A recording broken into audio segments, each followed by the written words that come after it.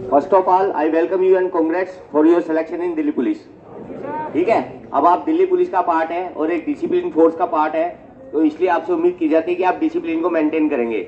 एक तो कोई भी बात नहीं उतारेगा, प्रॉपर ध्यान से सुनेगा और बीच में कोई भी बात नहीं करेगा।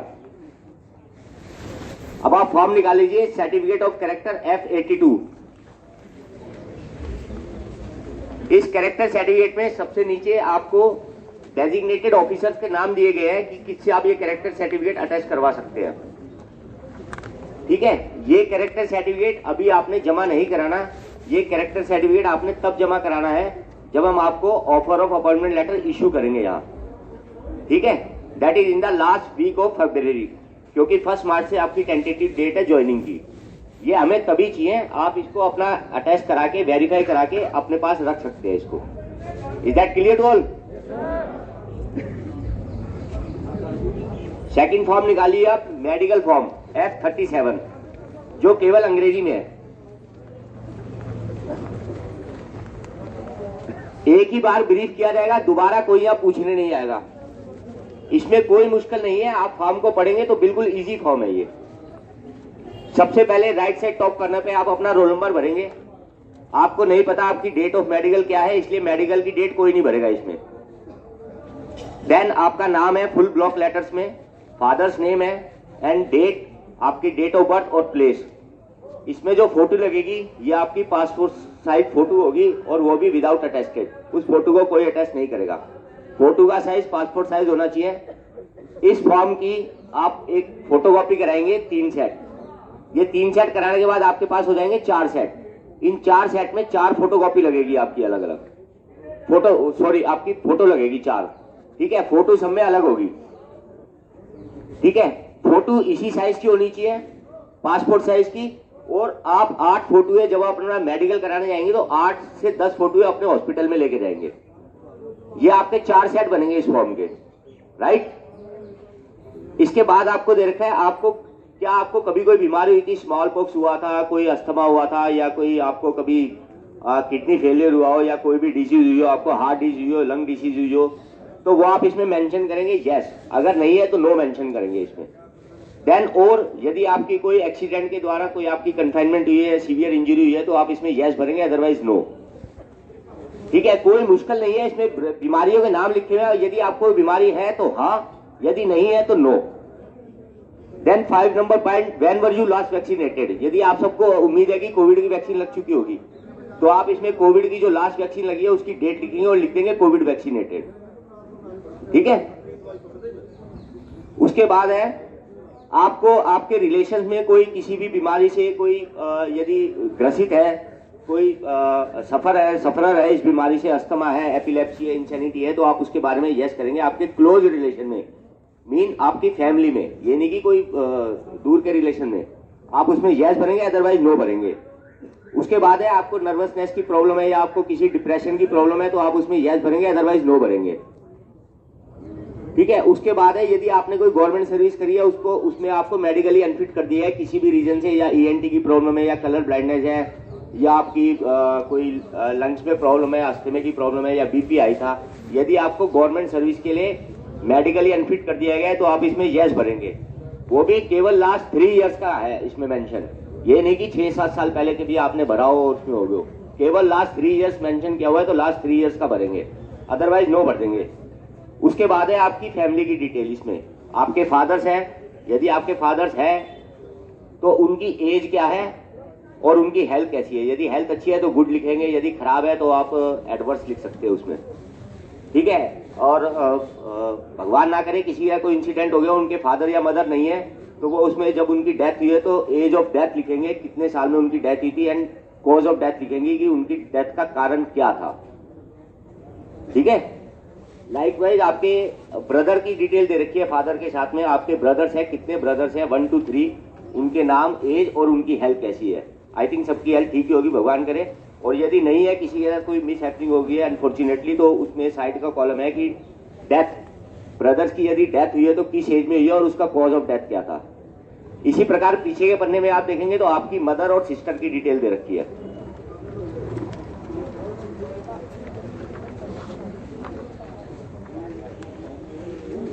आपकी मदर्स की क्या एज है और उनकी स्टेट ऑफ हेल्थ कैसा है, और आपकी सिस्टर्स की एज क्या है और उनके स्टेट ऑफ हेल्थ कैसा है। यदि मिस हैपनिंग हुई है, डेथ हो चुकी है किसी कारणवश, तो आप एज ऑफ डेथ लिखेंगे और कॉज ऑफ डेथ लिखेंगे उसमें। उसके बाद इस फॉर्म में आपके सिग्नेचर है, रोल नंबर है, नाम है, फादर्स नेम है और आपका एड्रेस है। ये आपको क्लियर हो गया मेडिकल फॉर्म? कोई डाउट नहीं है ना? अब कोई नहीं पूछेगा उसके बाद इस पे आपस में, ना कोई डिस्कस करेगा। हाँ बताइए। देखिए फॉर्म 4 होंगे, फोटो सब पे सेपरेट लगेगी। ये नहीं कि आपने एक फॉर्म भर लिया, उसकी फोटोकॉपी करा ली, ये चल गया। आपने एक फॉर्म भर लिया, उसकी 3 फोटोकॉपी करा ली, 4 फॉर्म हो गए आपके, ठीक है, वो चल जाएगा। लेकिन फोटो सब पे सेपरेट लगेगी। ये नहीं कि फोटो की भी फोटो स्टेट करा दो, ठीक है। अब क्लियर है? इसके बाद कोई नहीं पूछेगा। और इसके बाद form D, form of medical examination, ये आपने नहीं भरना। ये आपके किसी भी, जहां आप स्टेट हॉस्पिटल, डिस्ट्रिक्ट हॉस्पिटल, किसी भी सेंट्रल गवर्नमेंट के हॉस्पिटल में, कहीं भी किसी भी स्टेट में, हिंदुस्तान के किसी भी सरकारी हॉस्पिटल में अपना मेडिकल करा सकते हैं। ये कोई नहीं पूछेगा कि मैं सोनीपत रहता हूं तो दिल्ली करा लूं, दिल्ली रहता हूं तो हरियाणा करा लूं जाके। आप किसी भी सरकारी हॉस्पिटल में अपना मेडिकल करा सकते हैं। मेडिकल की नॉर्म्स अपेंडिक्स हमने दिल्ली पुलिस की वेबसाइट पे ऑलरेडी अपलोड कर दिए गए हैं। आप उसका प्रिंट निकालेंगे, उसको डॉक्टर्स के पास लेके जाएंगे। ये दिल्ली पुलिस की नॉर्म्स है, ये कंडीशंस है मेडिकल के लिए। आप इस बेस पे हमारा मेडिकल कीजिए। उसके साथ हमने एक सर्टिफिकेट भी अपलोड कर रखा है। उसके बाद आप उस डॉक्टर से भरवाएंगे इस हॉस्पिटल में आपका इस दिन मेडिकल हुआ था, और उसकी स्टैंप लगी होगी। एटलीस्ट हमें 2 फॉर्म ओरिजिनल चाहिए आपके मेडिकल के। 2 फॉर्म ओरिजिनल मीन्स जैसे आपने 4 फॉर्म ले लिए, 2 फॉर्म डॉक्टर की हमें ओरिजिनल स्टैंप लगी हुई चाहिए और 2 सर्टिफिकेट हमें ओरिजिनल चाहिए, ठीक है। और बाकी 2 फोटोकॉपी चल सकती है आपकी। इसके फॉर्म डी जो है ये आपका हॉस्पिटल में भरा जाएगा, ये आप नहीं भरेंगे, ठीक है। फॉर्म डी के नीचे आप कुछ नहीं भरेंगे, ये आपसे हॉस्पिटल में ही भरवाया जाएगा।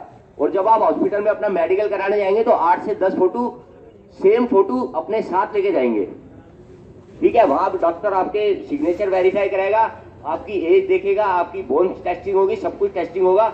वो आप मेडिकल अपेंडिक्स हमने वेबसाइट पे अपलोड कर रखे हैं दिल्ली पुलिस के, आप उससे निकाल सकते हैं। और वो सर्टिफिकेट भी लाना कंपलसरी है। Without any certificate we will not accept any type of medical examination report. जब तक कोई मेडिकल सर्टिफिकेट नहीं लाएगा, उसकी मेडिकल रिपोर्ट एक्सेप्ट नहीं करेंगे। और ये मेडिकल सर्टिफिकेट आपने 1 फरवरी ऑनवर्ड से यहाँ आर सेल में जमा कराना है। उससे पहले ना कोई जमा कराने आएगा, ना कोई पूछेगा कि मैंने अपना मेडिकल कब कराना है, कब नहीं। Now it's up to you, आप अपना मेडिकल कब करा सकते हैं, ये आपके ऊपर डिपेंड है। क्योंकि कोरोना चल रहा है, हो सकता है हॉस्पिटल में आपको टाइम लगे, तो आप अपनी विश पे अपना मेडिकल जब चाहे करा सकते हैं। लेकिन 1 फरवरी ऑनवर्ड्स आप इसको यहाँ जमा कराएंगे, ओके। अब इसमें किसी को कोई डाउट नहीं है? यदि है तो अभी पूछ लिए, बाद में कोई यहाँ नहीं आएगा पूछने के लिए। 1 फरवरी के बाद भी जमा करा सकते, 1 फरवरी को जमा करा सकते हो, 2 फरवरी को, 3 फरवरी को, लेकिन 10 फरवरी तक सारे इसको जमा करा देंगे।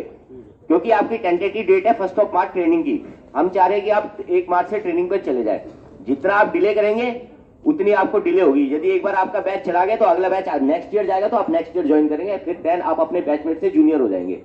जूनियर तो नहीं होंगे, लेकिन आपको 1 साल की सैलरी का और घर में बैठने का घाटा होगा, ठीक है। Any doubt? इसको किसी को यदि इसमें डाउट है तो अभी पूछ सकता है। उसके बाद यहाँ कोई भीड़ नहीं लगाएगा, ना कोई यहाँ पूछने आएगा क्या है क्या नहीं है। आ जाइए, आगे आ जाइए जिसको तो डाउट है। क्या डाउट है आपको? बार बार आपको 4 बार ब्रीफ कर दिया, क्या डाउट है? यहाँ ये बताइए, क्या डाउट है?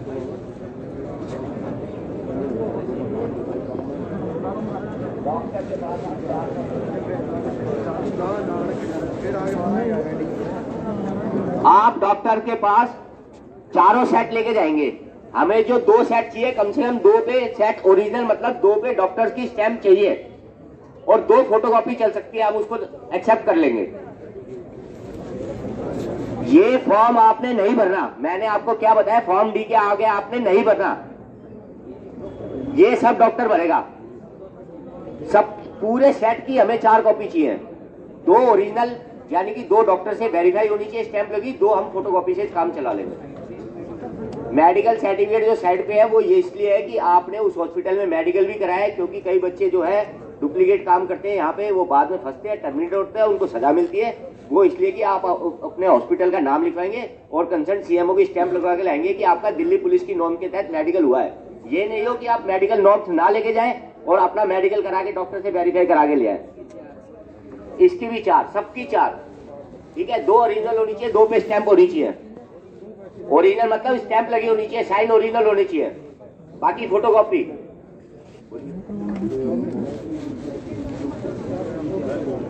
इन लॉज के लिए लिखा हुआ है इसमें।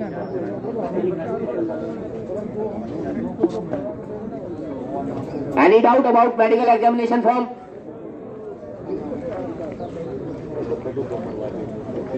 अब आप निकाल लीजिए फॉर्म F36, आपका attestation form.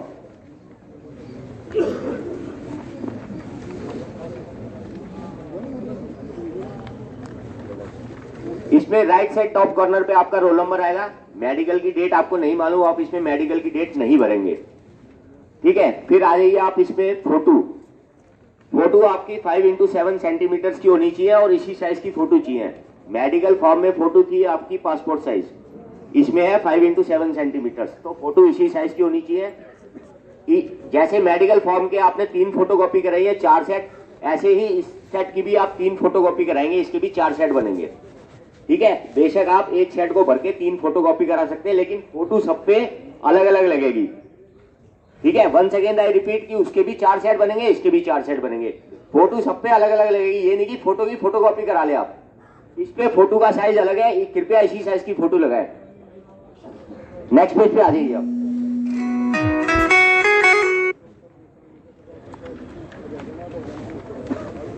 Point number first में आपका नाम लिखा हुआ और उपनाम। यदि किसी का कोई नाम है, संजय है या कुमार है, शर्मा है, तो फर्स्ट आपका नेम आ जाएगा, देन उसके बाद सरनेम आ जाएगा आपका उपनाम। इसके बाद आपका प्रेजेंट एड्रेस है, आपका हाउस नंबर, विलेज क्या है, तहसील क्या है, डिस्ट्रिक्ट क्या है, उसका एड्रेस क्या है, स्टेट का पिन कोड क्या है। पॉइंट नंबर 3 ए, ये भी सिमिलर है, इसमें कोई किसी को दिक्कत नहीं है, कोई किसी को डाउट नहीं है, अपने घर का पता सबको मालूम है मैंने क्या भरना है। ठीक है।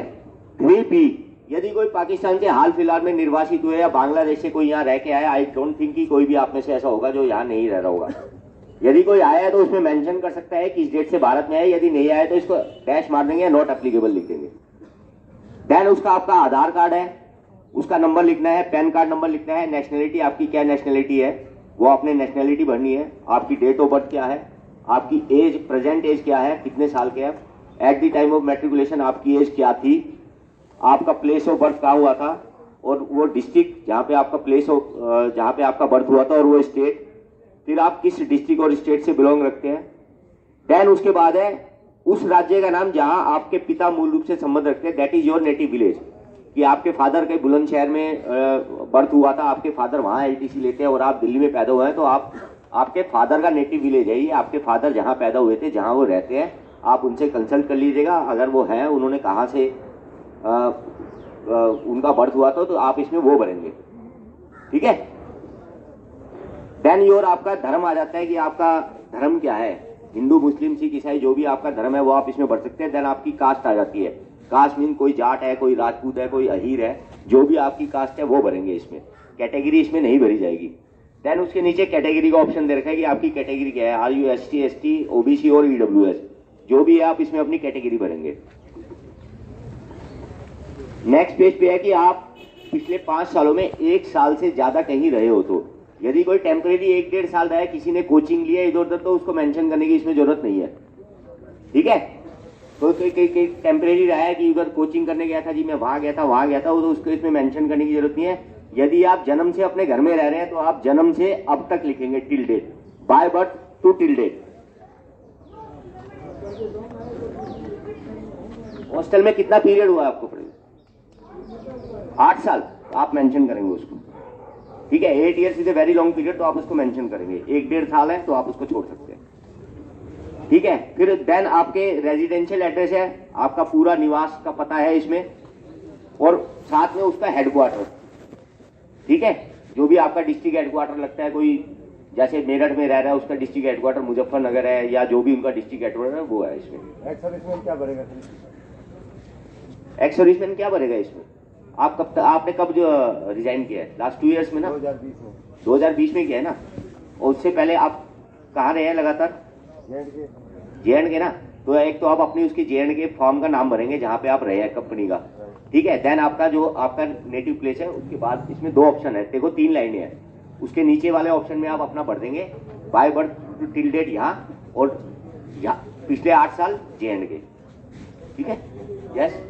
10 महीने हो गए ट्रेनिंग तो 10 महीने हो गए सर।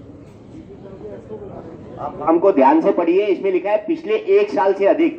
10 महीने हुए तो उसको मेंशन करने की जरूरत नहीं है।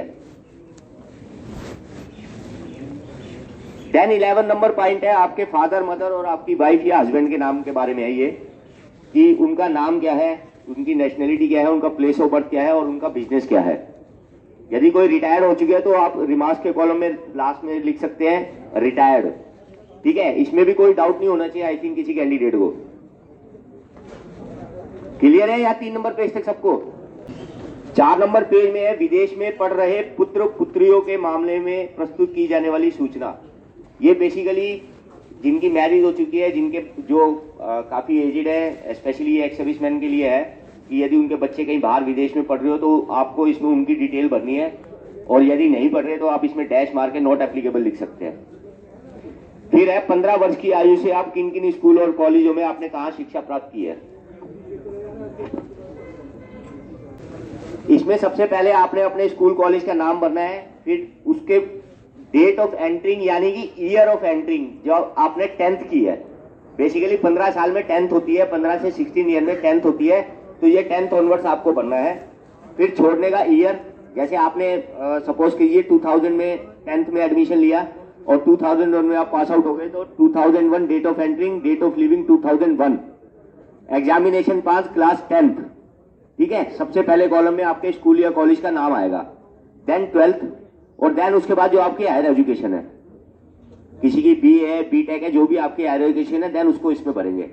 जिसकी आपके पास डिग्री हो, यदि कोई परस्यू कर रहा है, अभी परस्यूइंग है ये वो, उसको मेंशन करने की जरूरत नहीं है। वो जब पूरा कर लेगा तब उसके बाद डिपार्टमेंट को इंफॉर्मेशन दे सकता है कि मैंने ये मेरी हायर एजुकेशन मैंने कंप्लीट कर ली है। देन पॉइंट नंबर 14 है, यदि आपको किसी भी सरकारी नौकरी आपने कभी कोई पहले की है, इसमें बेसिकली एक्स सर्विसमैन के लिए कॉलम है। यदि आपने की है तो कब से कब तक की है, आपकी डेजिग्नेशन क्या थी, आपके एम्प्लॉयर का नाम क्या था, जैसे CISF, BSF, ITBP, और आपके नौकरी छोड़ने का कारण। यदि आप डिस्चार्ज हो गए एक्स सर्विसमैन तो डिस्चार्ज लिख सकते हैं इसमें। और यदि कोई अभी नौकरी कर रहा है, जैसे अभी ब्रदर बोल रहा था कि 10 महीने से नौकरी कर रहा हूं मैं, तो वो इसमें लिख सकते हैं कि I am presently doing the job at UP police और Haryana police, whatever it is. नौकरी छोड़ने का कारण आप इसमें लिख सकते हैं कि मैं प्रेजेंटली नौकरी कर रहा हूं। और यदि आपको लगता है कि कारण लिखना ही है तो आप उसके नीचे लिख सकते हैं due to selection in Delhi police. ठीक है, लेकिन अभी आप नौकरी कर रहे हैं तो आप इसमें भरेंगे कि मैं नौकरी कर रहा हूं। ठीक है, जहां भी आप नौकरी कर रहे हैं ये उसके लिए आपकी डेजिग्नेशन क्या है, कब आप भर्ती हुए थे, कब से कब तक आपने जॉब की है। देन 14 नंबर कॉलम है, यदि किसी भी आपने कोई सरकारी नौकरी की है तो आपको वहां से डिसमिस कर दिया हो, एक्सपेल कर दिया हो, या वहां से आपको टर्मिनेट कर दिया हो, किसी भी कोई आपके खिलाफ डिपार्टमेंटल या डिसिप्लिनरी एक्शन लिया हो, तो आप इसमें यस भरेंगे, अदरवाइज नो भर देंगे, नॉट एप्लीकेबल। फिर पॉइंट नंबर 15 है, ये मोस्ट इंपॉर्टेंट पॉइंट है सबसे ज्यादा। इसमें कुछ भी आपको हाइड नहीं करना है, आपको कंसील नहीं करना है कोई भी फैक्ट। अगर आपने इसमें यदि कोई भी फैक्ट छुपा दिया तो आपकी सर्विसेज किसी भी time at any time terminate की जा सकती है, क्योंकि डिक्लेरेशन आप खुद ही दे रहे हैं कि यदि मैंने कुछ इसमें हाइड किया, कंसील किया है तो मैं कानूनी रूप से इसका जिम्मेवार होऊंगा। छोटे छोटे मुकदमे हैं, छोटी छोटी लड़ाई है, किसी के ऊपर डोरी का केस चल रहा होगा, किसी के ऊपर कोई लड़ाई झगड़े का केस चल रहा होगा, गांव है, परिवार है, यदि आपने इसमें छुपा दिया, आपके भाई बंधु सबसे पहले कंप्लेन करेंगे कि फलाने के लड़के की नौकरी लगी है, उसकी कंप्लेन करो। आपके रिश्तेदार कंप्लेन करेंगे। इसमें कुछ नहीं छुपाना है आपने। जो भी आपके खिलाफ जो भी मुकदमा चल रहा है या जो भी क्रिमिनल केस चल रहा है, आप इसमें क्लियर मेंशन करेंगे। सबसे पहले आपको नजरबंद रखा गया, आप इसमें लिखेंगे नहीं, मुझे नजरबंद नहीं रखा गया, ये आपको फिल करना है, आपको राइटिंग में मेंशन करना है। खाली यस नो से काम नहीं चलेगा इसमें। नहीं, मुझे नजरबंद नहीं रखा गया। क्या आपको गिरफ्तार किया गया है? यदि हुए हैं गिरफ्तार, अरेस्ट हुए हैं तो हाँ, नहीं तो आप इसमें लिखेंगे नहीं, कभी गिरफ्तार नहीं हुआ। फिर आप कभी बंदी बनाए गए, यदि आपको बाउंड डाउन किया गया है तो आप इसमें लिखेंगे हाँ, किसी के ऊपर कलंदरा हो तो वो ये उसके लिए मेंशन है कि कभी कभी बाउंड डाउन कर देते हैं कलंदरा में 3 से 6 महीने के लिए, तो ये उसके लिए मेंशन है। आप इसमें लिखेंगे हाँ, बाउंड डाउन किया गया है, नहीं किया गया तो नहीं किया गया। फिर आपके ऊपर किसी कोर्ट ने कोई जुर्माना किया है, यदि हुआ है तो आप इसमें हाँ भरेंगे, हाँ जुर्माना किया गया है, नहीं तो नहीं। फिर आपके ऊपर कोई मुकदमा चल रहा है, प्रेजेंटली कोई सिविल सूट चल रहा है, जमीनी प्रॉपर्टी केस चल रहा है, या कोई भी भाई बंधु का प्रॉपर्टी का केस है, या कोई डॉरी का केस चल रहा है, कुछ भी व्हाटएवर इट इज आपके ऊपर चल रहा है तो आप इसमें मेंशन कर देंगे। और जिसमें आपके खिलाफ चार्जशीट हुई हो, पुलिस ने कोई मुकदमा किया हो, आपके खिलाफ चार्जशीट कोर्ट में दाखिल की हो, तो आप इसमें मेंशन करेंगे हाँ। ऐसा कोई नहीं है कि उसको नहीं पता कि मेरे खिलाफ मुकदमा चल रहा है, कोर्ट में चार्जशीट दाखिल हो रही है, बाद में कहेगा कि मुझे तो संबंध ही नहीं किया गया था, मुझे तो पता ही नहीं था, तो सीधे आपको टर्मिनेट किया जाएगा उस केस में, आपकी कहीं कोई सुनवाई नहीं होगी। यदि है तो आप इसमें क्लियरली मेंशन करेंगे उस चीज को। इस फॉर्म को भरते समय आपके खिलाफ कोई मुकदमा या कोई शिकायत आपके खिलाफ अदालत में लंबित है, यदि है कोई केस चल रहा है, कुछ पेंडिंग है, तो आप इसमें यस भरेंगे, अदरवाइज नो। क्या आपको दोषी ठहराया गया है, कभी किसी सजा के लिए कन्विक्ट किया गया है? हो सकता है कोई हुआ हो, तो इसमें कन्विक्शन लिखेगा यस, ठीक है, कि मुझे सजा दी गई है। उसके नीचे है कि आपको किसी प्रशिक्षण संस्थान से कार्य मुक्त किया गया हो या निष्कासित किया गया हो, या यदि आप कोई गवर्नमेंट इंस्टीट्यूशन में कभी कोई जॉब कर रहे हो, सर्विस कर रहे हो, या कुछ पढ़ रहे हो, कभी आपको टर्मिनेट कर दिया हो या वहां से एग्जाम देने से वंचित कर दिया हो, तो आप इसमें यस लिखेंगे, अदरवाइज नो।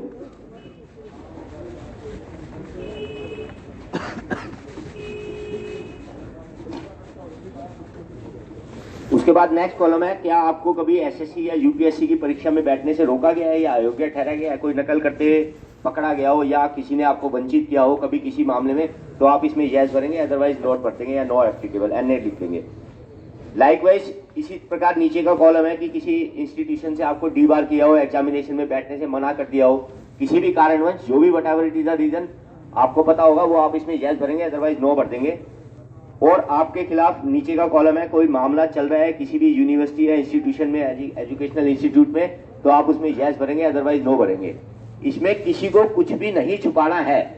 यदि किसी ने कुछ भी हाइड किया, कंसील किया, वो वेरिफिकेशन में पता लग जाता है, आपकी कंप्लेंट्स आती है, उसमें क्लियर हो जाता है, और देन आपकी सर्विसेज जो है टर्मिनेट कर दी जाएगी।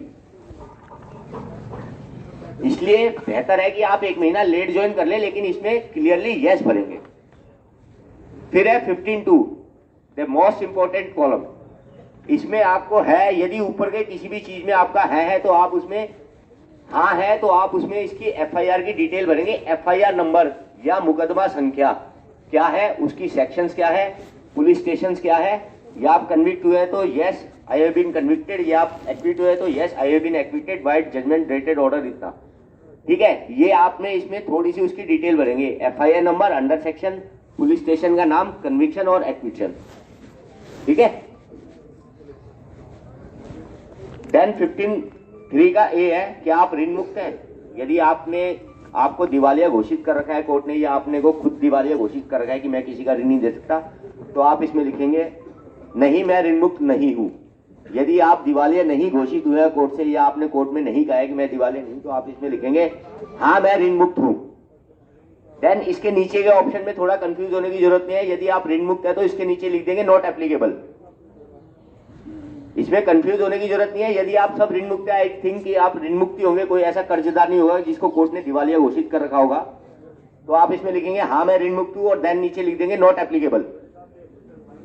फिर उसके नीचे है, यदि आपको किसी गवर्नमेंट सर्विस के आधार पर मेडिकली अनफिट किया गया है, किसी के कान में प्रॉब्लम है, या किसी का बीपी हाई था, या किसी को अस्थमा था, या किसी के फ्लैट फुट थे, नॉक नहीं था, व्हाटएवर द रीजन, यदि आपको मेडिकली सर्विस के लिए अनफिट किया गया है, तो आप इसमें उसकी डिटेल भर देंगे हाँ मैं मेडिकल गवर्नमेंट सर्विस के लिए अनफिट किया गया था मुझे, ठीक है। देन नीचे नोट दे रखे हैं, आप इसके फॉर्म के टॉप पे जो आपको वार्निंग दी गई है वो भर लीजिए, इसमें कुछ भी नहीं छुपाना है, ठीक है, और हर प्रश्न का उत्तर अलग अलग देना है। देन पॉइंट नंबर 16 है, आपके इलाके के 2 जिम्मेदार व्यक्तियों के नाम, आप इसमें उनका नाम लिखेंगे और प्रेजेंट रनिंग फोन नंबर जरूर लिखेंगे। ऐसा ना हो कि आपका नाम लिख दे और फोन नंबर हम उनके मिलाए या उनसे कुछ पूछे तो आपका फोन न मिले। एक बार अपने फॉर्म चेक कर लीजिए, 1-2 फॉर्म शायद ब्लैंक चले गए हैं। डिक्लेरेशन के बाद यदि किसी का ब्लैंक है तो फॉर्म चेंज करवा सकता है।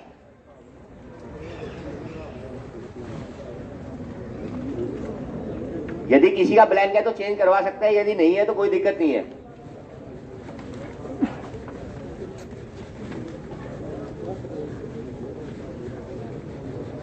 मैं आपको पढ़ के सुना रहा हूं, यदि किसी के पास वो पॉइंट नहीं आता तो आप अपना फॉर्म चेंज करा सकते हैं, ठीक है। बाकी आप डिक्लेरेशन पे, इसमें कुछ नहीं है, इसमें ये लिखा हुआ है कि हाँ मैं जो कुछ अवेयर हूं अपनी सारी स्थिति से, जो भी मुझे मालूम है वो इसमें सत्यापित घोषित कर रहा हूँ। यदि कुछ भी छिपाया गया तो मैं कानूनी रूप से खुद जिम्मेवार हूँगा। देन आपके सिग्नेचर आ जाएंगे, आपका नाम आ जाएगा ब्लॉक कैपिटल लेटर्स में, आपका रोल नंबर, जिस दिन आप ये फॉर्म भरेंगे उसकी डेट आ जाएगी और प्लेस आ जाएगा जहां ये आप फॉर्म भर रहे हैं।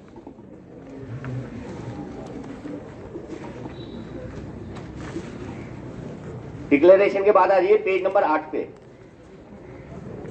Form 12.18(1) police department. इसमें राइट साइड टॉप कॉर्नर पे आपका रोल नंबर आ जाएगा। देन पुलिस डिपार्टमेंट आ जाएगा दिल्ली पुलिस, क्योंकि आप अब दिल्ली पुलिस का पार्ट बन चुके हैं। देन आपकी डेट ऑफ एनलिस्टमेंट अभी आप भर्ती नहीं है तो इसको ब्लैंक कर देंगे। वेरिफिकेशन का कैरेक्टर इसको भी ब्लैंक छोड़ेंगे। फिर आपका नाम आ जाएगा, नंबर अभी आपको कोई मिला नहीं है दिल्ली पुलिस का तो आप इसको ब्लैंक करेंगे। रैंक आ जाएगी आपकी कांस्टेबल एग्जीक्यूटिव। देन आपके फादर का नाम, आपकी कास्ट जैसा कि बताया गया था, जाट है, राजपूत है, बटावटी जो भी है, आपका धर्म क्या है, आप क्या काम करते हैं और आपके घर का पता, ये सबको पता होगा, इसमें कोई डाउट नहीं है। देन उसके बाद आ जाता है आपका पुलिस स्टेशन, आपका पुलिस स्टेशन कौन सा लगता है, आपकी डिस्ट्रिक्ट कौन सी है, और then identification mark on body, आपकी बॉडी पे जो भी आइडेंटिफिकेशन मार्क है जिससे आपको चेक किया जा सकता है तो वो आप इसमें जरूर मेंशन करेंगे। किसी के कट होता है या किसी के मोल होता है कान में या लिप्स के ऊपर या चिक्स पे, जो भी है वो आप इसको मेंशन करेंगे। देन आपका ये एक्स सर्विसमैन के लिए है या जो प्रेजेंटली जॉब कर रहे हैं कि रैंक एंड एनलिस्टमेंट डेट, आपकी रैंक क्या है और आपकी भर्ती होने की तारीख क्या है। नौकरी छोड़ने का कारण यदि डिस्चार्ज है तो डिस्चार्ज लिख देंगे। पीरियड ऑफ सर्विस 14 साल की नौकरी है, 15 साल की, 18 साल की, जो भी है वो आप मेंशन करेंगे। यदि कोई नौकरी कर रहा है 10 महीने की, 12 महीने की, यूपी पुलिस में कर रहा है 1.5-2 साल से, तो आप अपनी डेट लिखेंगे, एनलिस्टमेंट डेट लिखेंगे और लिख देंगे presently I am doing the job. उसमें नीचे आपका रैंक आ जाएगा, आपकी डेजिग्नेशन क्या थी और आपके क्लोज रिलेटिव परिवार के सदस्यों के नाम। इसमें कोई भी इनलॉज या अपने मौसा का, फूफा का कोई नाम नहीं लिखेगा। अभी एक लड़की पूछ रही थी कि इनलॉज का नाम भरना है क्या, इसमें इनलॉज के डिटेल नहीं भरी जाएगी। आपके मदर फादर और आपके ब्रदर सिस्टर की डिटेल है और आपके बच्चों की डिटेल है इसमें, ठीक है, ये सब आप भर सकते हैं। देन आपके जो रिश्तेदार सरकारी सेवा में रहे हो वो बेसिकली ये आपके घर से रिलेटेड है। आपके मदर फादर, किसी के फादर दिल्ली पुलिस में है, किसी के कहीं है तो आप लिख सकते हैं। यदि रिटायर्ड है तो रिमार्क के कॉलम में टिप्पणी में रिटायर्ड लिख सकते हैं। क्लियर है यहां तक सबको? देन उसके नेक्स्ट पेज पे आपका नॉमिनी, आप किसको नॉमिनी घोषित करना चाहते हैं। यदि आपके साथ कोई इंसिडेंट हो जाता है जॉब करते हुए, आपकी शादी नहीं हुई है, तो बेसिकली लोग अपने माँ बाप को ही नॉमिनी घोषित करते हैं कि मेरा सारा बेनिफिट उसको दिया जाए, ठीक है। यदि किसी की शादी हो गई है तो हस्बैंड अपनी वाइफ को नॉमिनी करता है या अपने बच्चों को, या वाइफ अपने हस्बैंड को नॉमिनी करती है बच्चों को। देन आपने उस नॉमिनी का नाम भरना है। आपका नॉमिनेशन, यदि आपके साथ कोई मिसहैपनिंग हो जाती है, इंसिडेंट हो जाता है, तो उसका नाम भरेंगे, आपका बेनिफिट किसको मिले। देन उससे आपका रिलेशन क्या है। यदि मदर है तो मदर लिखेंगे, अपने को दे रहे हैं नॉमिनी तो सेल्फ लिखेंगे, बच्चों को दे रहे हैं तो डॉटर लिखेंगे, सन लिखेंगे, जो भी जिसको भी आप नॉमिनी देना चाहते हैं। और एड्रेस, डेफिनेटली नॉमिनी आपके साथ ही रह रहा होगा घर पे, तो एड्रेस उसका और एक का आपका सेम ही होना चाहिए। ये नहीं कि नॉमिनी हिमाचल में रहता आप यहाँ रह रहे हैं, ठीक है। देन आपके कैंडिडेट के सिग्नेचर है, ब्लॉक लेटर्स में आपका नाम है और आपके रोल नंबर है। देन आप डेट भरेंगे, प्लेस भरेंगे जहाँ पे आप फॉर्म भर रहे हैं। इसके नीचे एक मैं सत्यापित करता हूँ, जो भी आपका नाम है, ये आपकी मैरिज की डिटेल दे रखी है। यदि आप मैरिड है तो मैरिड लिखेंगे, अनमैरिड है तो अनमैरिड लिखेंगे। आप इसको पढ़ लीजिए, इसमें कोई ऐसा चीज नहीं है कि आपको बताया जाए। यदि किसी को डाउट है तो इस बारे में पूछ सकता है, यदि डाउट नहीं है, और मेरे ख्याल इसमें डाउट होना भी नहीं चाहिए। इसमें क्लियर लिखा हुआ है आप मैरिड है, अनमैरिड है, आपके कितने बच्चे हैं, कितने पुत्र हैं, कितने पुत्री हैं, उसके बारे की भी डिटेल है। सर पुलिस स्टेशन है, गांव में चौकी है सर, उसका विवरण डालना है सर। आगे आ जाइए। ये सुनिए, जिसने फॉर्म भरा था उस टाइम अनमैरिड था और अब मैरिड है। जैसे एक ये आए हैं बंधु कि मेरी शादी हो गई, तो डेफिनेटली आज आप मैरिड है तो फॉर्म आज आपकी डेट, आप आज की डेट में फॉर्म भर रहे हैं तो आप मैरिड लिखेंगे। इसमें नॉमिनी आपकी इच्छा है, इट्स अप टू यू कि आप किसको नॉमिनी घोषित करना चाहते हैं। वाइफ को ज्यादा महत्व देते हैं अपने घर में तो वाइफ को नॉमिनी कीजिए, मदर को देते हैं, जो भी आपकी इच्छा है वो आप अपने लिए भर सकते हैं इसमें, ठीक है। ये छोटी छोटी बातें मत पूछिए कि पुलिस स्टेशन है या चौकी है, कहाँ है, जो भी आपका पुलिस स्टेशन लगता है उसका नाम भरिए।